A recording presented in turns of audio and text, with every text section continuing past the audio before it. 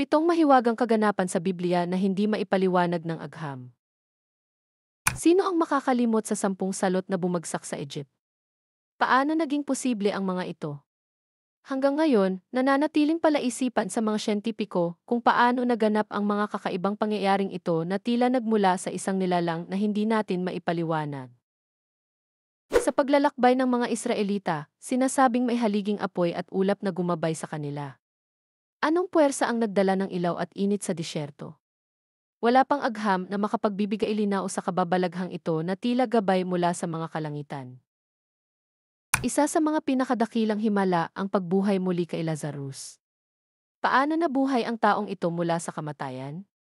Ang salaysay na ito ay nagtatampok na kahit ngayon, ang konsepto ng pagkabuhay muli ay isang tema na mahirap ipaliwanag gamit ang modernong agham.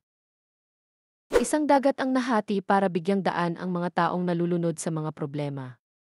Paano ito nagawa ni Moises? Ang pagbukas ng dagat na pula ay isang himalang lalong nagpapalabo sa ating pag-unawa sa batas ng kalikasan at puwersang higit pa sa ating mahuhuli. Isipin mo, sa tuwing kailangan nila ng pagkain, bigla na lang may dumarating mula sa himpapawid. Isang bihirang butil itong mana, ngunit paano at bakit ito nangyari? Ang pagkakaroon ng pagkain mula sa wala ay isang palaisipan mula noon hanggang ngayon. Paano gumuho ang pader ng Jericho sa pagsigaw lamang? Ang ganitong pambihirang pangyayari ay mahirap ipaliwanag at nananatiling alamat na pinagtatalunan ng matatalinong isipan sa mundo ng agham. Anong tingin nyo sa mga kababalaghang ito?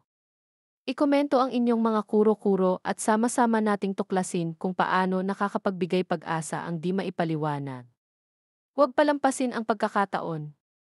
Mag-subscribe at i-share ang video para sa mas marami pang mahiwagang talakayan.